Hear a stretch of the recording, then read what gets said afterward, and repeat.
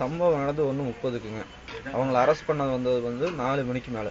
4 மணிக்கு மேலே தான் அவங்களே பிடிக்க ஆரம்பிச்சது. அதுவும் அந்த அங்கேருந்து அந்த ஆட்டோவில் தூக்கி போட போகும்போது வந்து அக்கீம்ன்ட்டு ஒருத்தர் மட்டும்தான் அங்கே இருக்கவங்க அவனுங்க 4 பேர்த்தையும் பிடிக்க முடிஞ்சிச்சு. அவர் தான் வீட்டில் கூட்டிகிட்டு போய் எல்லா வீட்லையும் காட்டி அவனுங்களை தூக்கிட்டது. அந்த 4 பேர்த்த போலீஸில் வந்து அப்போ பக்கத்து ஸ்டேஷன்லேருந்து உடனே வரல, யாரும் வரலைங்க. இது எங்கே இருந்து எப்படி தெரிஞ்சது? கேமராவில் பார்த்ததுனால. கேமராவில் பார்த்து கண்ட்ரோல் டிஜி ஆஃபீஸில் இருக்க கண்ட்ரோல் ரூமில் வந்து இன்ஃபார்ம் பண்ணதுக்கப்புறம் தான் இன்ஸ்பெக்டர் எஸ்ஐயில் வர்றாங்க. ஏன்னா வண்டி போயிடுச்சு, தூக்கிட்டு போயிட்டாங்க. நீங்கள் ஆஸ்பத்திரிக்கு போயாச்சு? போயாச்சுங்க.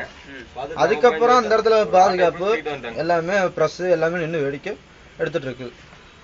இது அந்த இடத்துல அந்த ஒரு ஒயிட் சும்மா கிராஸ் ஆகுது, ஒரு அப்பாச்சி வண்டி நிற்குது. கிட்டத்தட்ட ஒரு 30 வண்டிக்கு மேலே நின்றுட்டு இருக்கு. அந்த வண்டியிலேருந்து எவனாவது ஒருத்தர் சவுண்ட் விட்டு இருந்தாலும் கூட ஓடி இருந்திருக்கலாம். டிராஃபிக் போலீஸை அடிக்கிறத பார்த்துட்டு ஓடுறேன், என்னால் என்ன பண்ண முடியும்னு சொல்கிறான். அப்படிங்களா? இது பேர் அவர் எல்லாம் தெரியுமா? அவர் பேர் வந்து எனக்கு தங்கவேலா, அந்த காவல் அதிகாரி பேர் தங்கவேலு. அவர் வந்து டிராஃபிக் போலீஸ். என்னால் என்ன பண்ண முடியும்? நான் ஒருத்தன் போய் என்ன பண்ண முடியும்? எனக்கு பயமாயிருச்சுன்னு அவர் அப்புறம் அலட்சியமாக சொல்கிறாரு.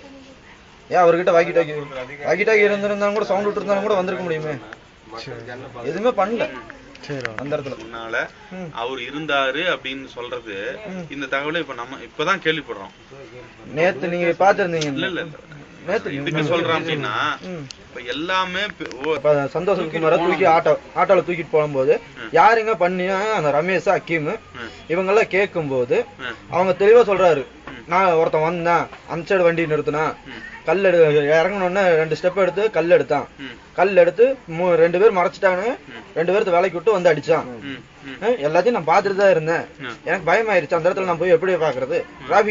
டிராபிக்கும் அந்த விஷயத்த இருந்தாலும் சொல்ல கிடையாது. எனக்கு பயம் வந்துருச்சு, என்னால் போக முடியல அப்படிங்கிறது சொன்னாரு.